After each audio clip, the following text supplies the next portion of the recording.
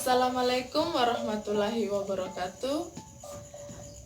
Kali ini saya akan menjelaskan tentang belajar berbasis aneka sumber atau bebas. Teman-teman sudah tahu apa itu bebas? Bebas adalah pendekatan belajar yang berorientasi pada siswa dengan menggunakan sumber belajar manusiawi dan non-manusiawi secara optimal.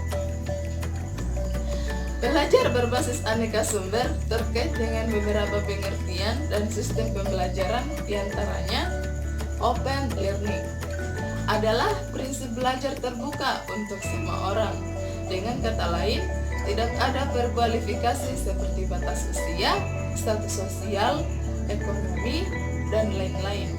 Pembelajar dapat memilih mana, apa, dan bagaimana mereka akan belajar serta bebas dari segala instruksi.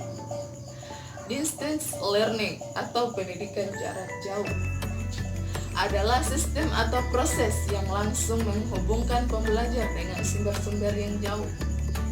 Bahan-bahan yang digunakan sama dengan bahan-bahan yang digunakan pada pendidikan terbuka. Flexible learning adalah jenis belajar yang menggunakan berbagai sumber dalam semua bentuk.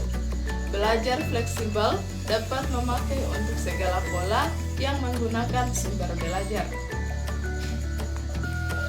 Selanjutnya, learning resources adalah sumber belajar termasuk di dalamnya bahan-bahan pembelajaran seperti video, buku, kaset, audio, instruksional video, dan paket pembelajaran yang mengkombinasikan lebih dari satu media. Selanjutnya, research-based learning adalah belajar berbasis aneka sumber, yaitu sistem belajar yang berorientasi pada siswa yang menggunakan aneka sumber dalam proses pembelajarannya. Penerapan bebas secara luas juga tetap dikaitkan dengan jenis sistem pembelajaran pendidikan terbuka. Jarak jauh, belajar fleksibel yang menggunakan aneka sumber.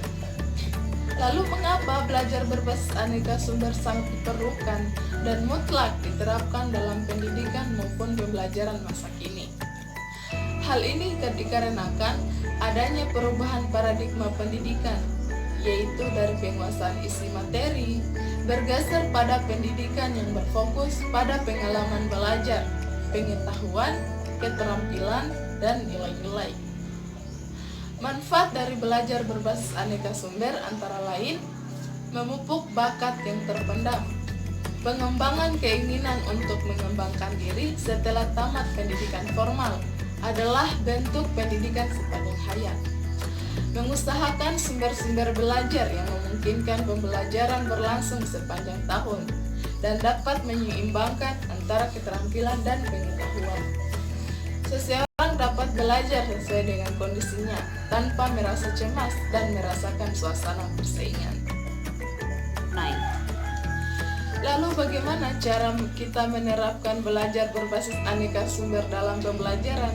Nah, yang pertama, ciptakan kondisi yang memungkinkan peserta didik memiliki pengalaman belajar yang melalui berbagai sumber, baik sumber yang dirancangkan maupun yang dimanfaatkan, sehingga mereka akan belajar bagaimana belajar. Yang kedua, guru atau pendidik harus merencanakan, menciptakan, dan menemukan kegiatan yang bersifat menantang, sehingga akan membuat peserta didik berpikir memberikan alasan yang logis dan menggunakan pemikiran secara baik. Kamu mau menerapkan bebas dalam pembelajaran? Selamat mencoba. Saya Nurjiani. Sekian video pembelajaran kali ini. Assalamualaikum warahmatullahi wabarakatuh.